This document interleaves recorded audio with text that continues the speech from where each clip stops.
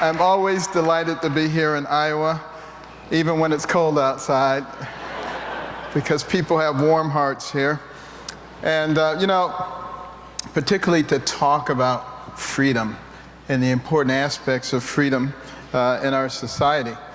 Interestingly enough, a lot of people have been saying to me, you need to be more animated, and you need to shout, and you need to make people pay attention, because that's the only way that they actually believe you. Well, I gotta tell you something. That scares children.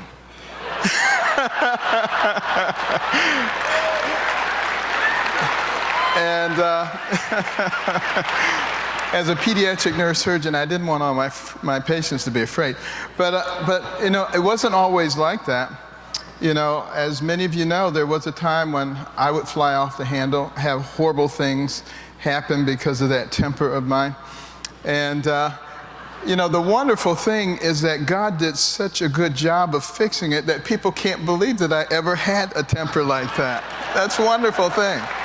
It's wonderful. Because when God fixes a problem, He doesn't just do a paint job on the outside, He fixes it from the inside. He changes you who you are,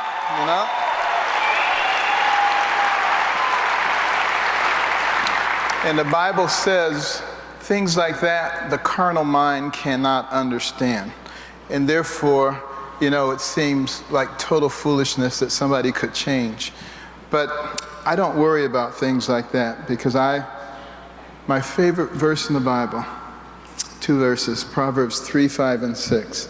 Trust in the Lord with all your heart, lean not to your own understanding, in all your ways acknowledge Him, and He will direct your paths. And He has done that, and He will continue to do that. And I think He wants to do that for our nation.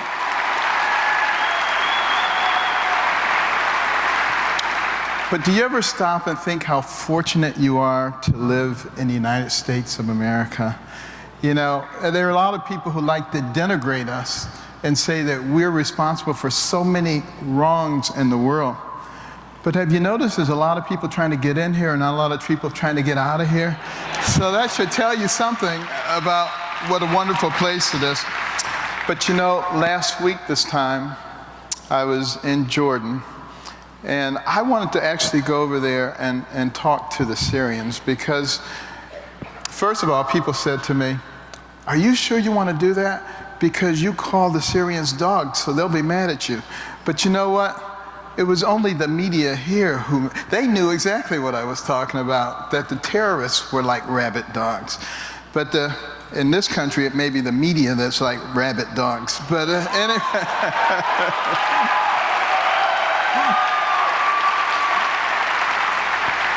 We'll see what they do with that one. But at any But I wanted to talk to the Syrians themselves and ask them, what would you like to see happen? And I got a very consistent answer that they wanted to be resettled in their own country. They didn't want to come to America. There's a bunch of people here, and they always give you these false choices. They said it's either this or that. But with the Iran deal, either we make this asinine deal or we go to war. Those weren't the only two options. And now they tell us with the Syrians, either we take tens of thousands of these people or we're hard-hearted and cold individuals. But the fact of the matter is, there's a third choice that is better than either of those. And that choice is to take care of them over there in safe areas. And that's what they want.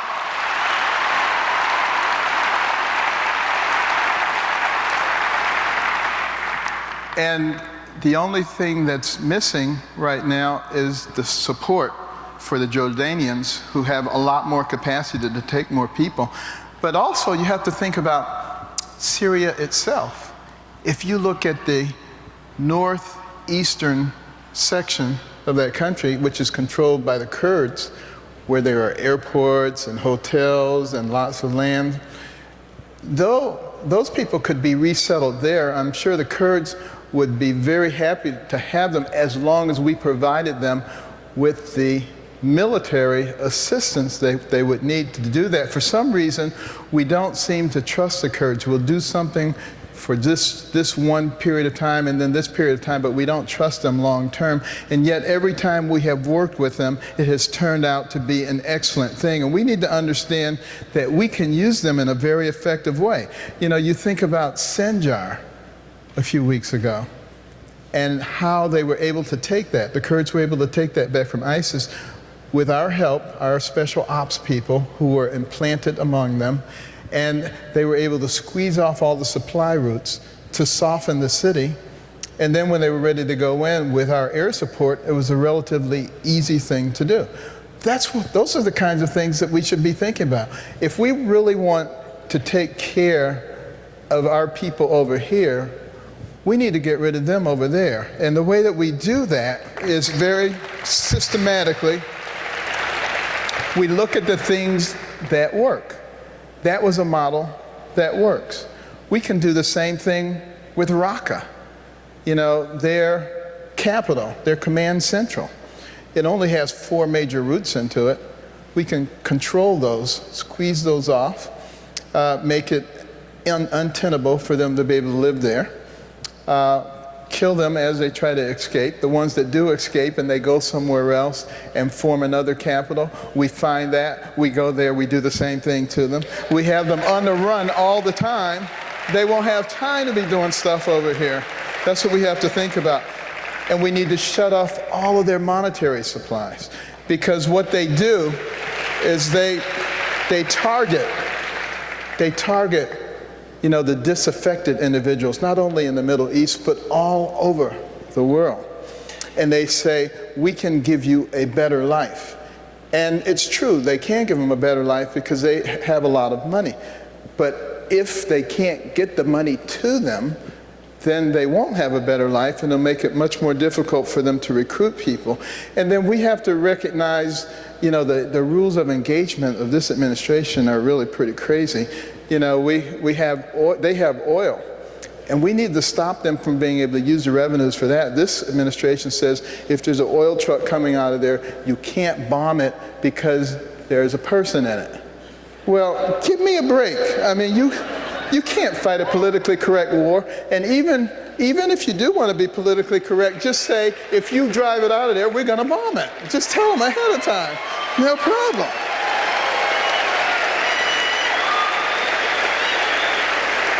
And then we need to look at, you know, how are they recruiting people over the internet?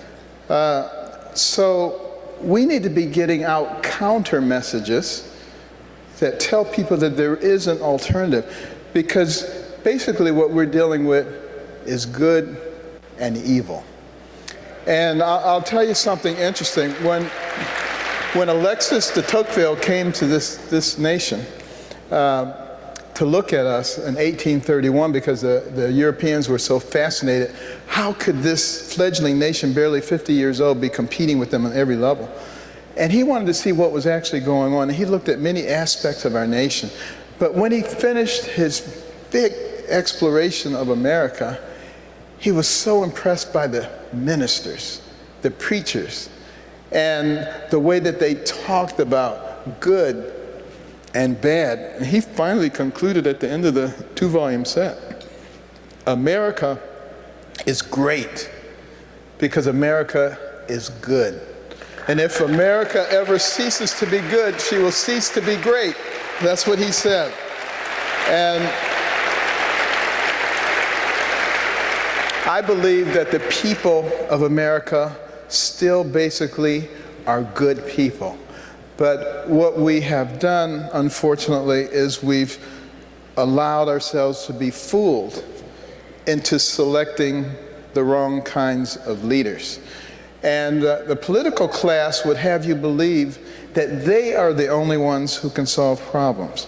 But they need to go back and investigate, and they will find that this country was designed for the citizen statesman, not for the career politician.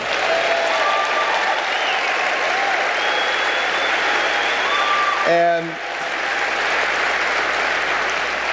you know, if my candidacy is successful, it's going to change the whole paradigm for America, because there are a lot of people out there who are not in politics who are really smart people.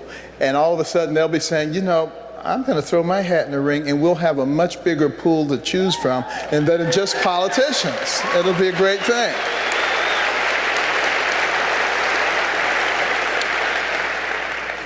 But you know, the other thing that we really need to be thinking about is how do we make America the kind of place that we all will enjoy more, that our children will be able to enjoy and be proud of.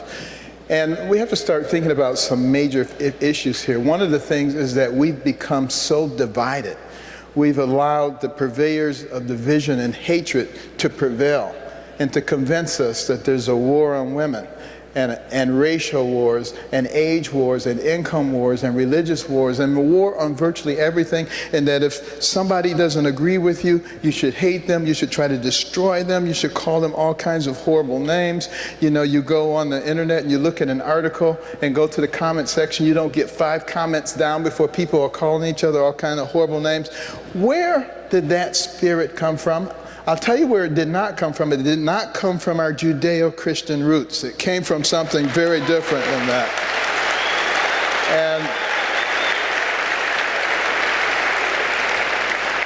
And we must begin to reject that kind of thinking. And then the other thing is the selfishness. I want mine, I want it now.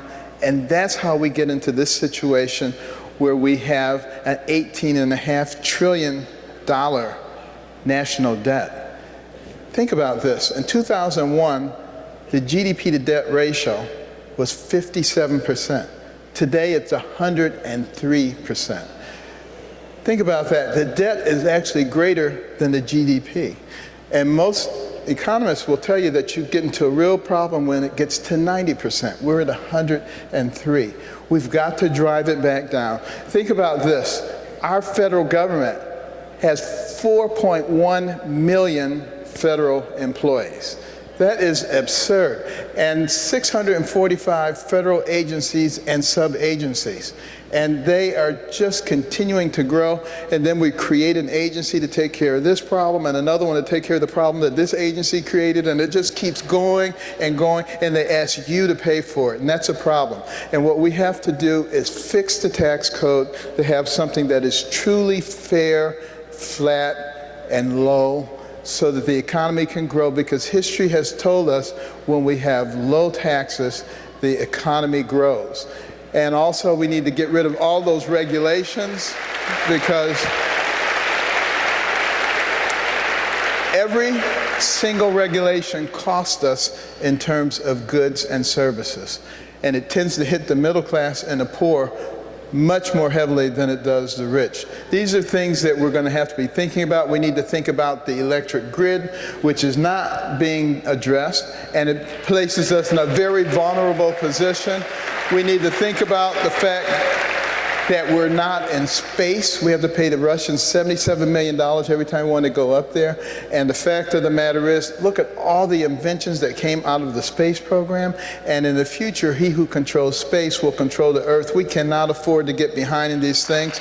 You know, we have to be looking ahead and planning ahead.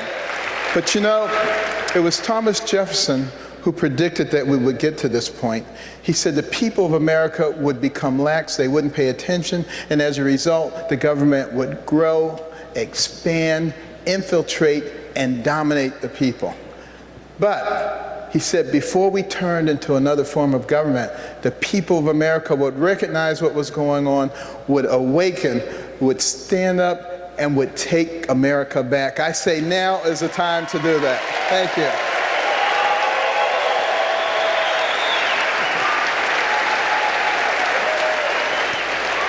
I'm supposed to do some Q&A.